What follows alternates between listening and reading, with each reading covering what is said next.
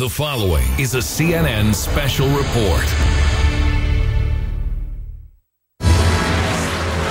Tom, head to the tunnel.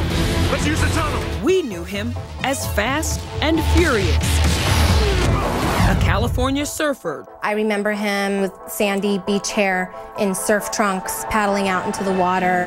He had the blue eyes, the blonde hair, a prototypical California heartthrob.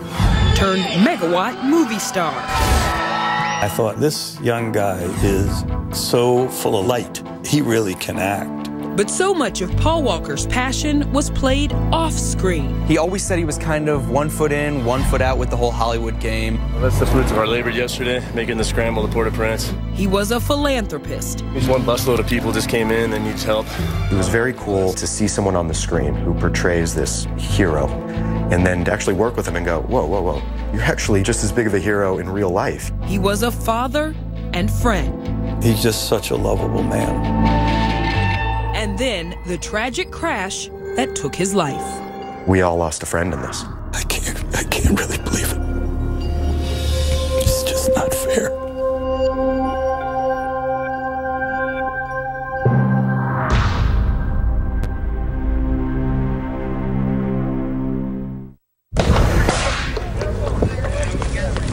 Get away, don't blow up. It might blow up. The car is in half. I can't tell if there's someone in there. Cell phone video captures the horror. He is. He's dead. There was nothing. We tried. We went through fire extinguishers. A day that ended in tragedy started with charity. Movie star Paul Walker, at an annual event for his foundation, Reach Out Worldwide. We were collecting toys and donations so we can distribute them around. J.D. Dorfman runs operations for the charity Walker co-founded. He just came out to show his support, thank everybody. He wasn't there for the pictures, just normal Paul. Just normal Paul, pursuing two of his great passions, helping others and showing off fast cars, including this rare Porsche worth nearly $500,000. They only brought about 600 of them into the U.S. back around 2004 to 2006. There is nothing ordinary about it. A top speed of more than 200 miles per hour, the engine in the middle of the car, and oil changes costing $900. It's a really finely tuned, super high performance, super car. Driving one really reminds me a lot of driving a race car. It has that kind of quick, razor-sharp reflexes.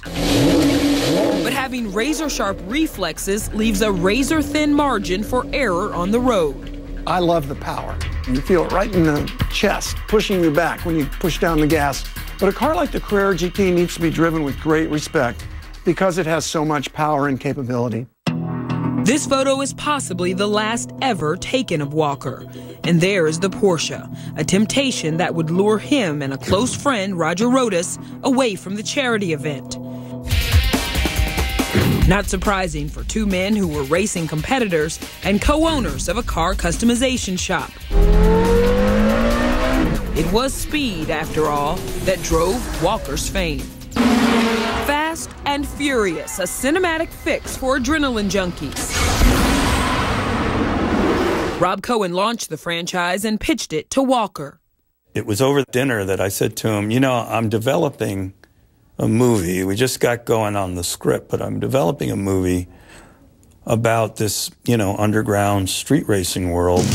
Paul Walker, obsessed with amateur racing from an early age, didn't skip a beat. He said, I get the girl, I get the gun, I get the car, and you're directing. So I don't have to wait for the script. I'm in. Explosions, stunts, and speed was a dream come true for Walker. I really don't see how I could have more fun or making a movie could be more of a thrill than it was making this one. One film would turn into 7, with box office receipts topping $2 billion. Theaters filled with moviegoers drawn into the action and to the lead actor for more than a decade. He's just such a lovable man. There is something in that spirit of life and lightness that just kept coming through, and people were just very attracted to that.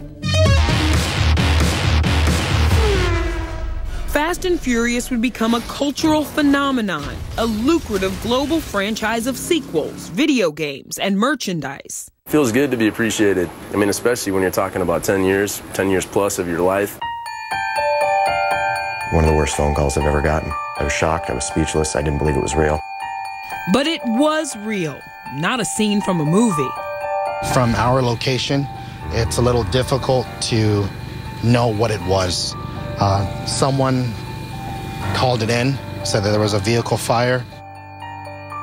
Paul Walker, Roger Rodas, and the Porsche had not yet arrived back at the nearby charity event. We all ran around, jumped in cars, grabbed fire extinguishers like myself, and immediately went to the vehicle. But time wasn't on their side. Where witnesses had only seen smoke, now there was fire. It was too late. It was engulfed in flames. There was nothing.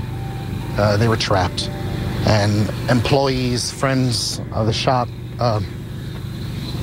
we tried. The car barely recognizable. 2 men now dead in an accident still under investigation. The site now transformed into a place to mourn and remember.